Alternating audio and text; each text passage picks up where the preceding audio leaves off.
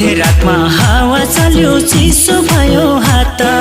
झट्ट उठे बाहिरतिर हेरे झालबाट कसले बोलायो हे मेरो आँखा लोलायो मेरो ज्यानै टोलायो मलाई थाहा छैन झिसमिसेमा कसले बोलायो मध्यरातमा हावा चल्यो चिसो भयो हात झट्ट उठे बाहिरतिर हेरे झालबाट कसले बोलायो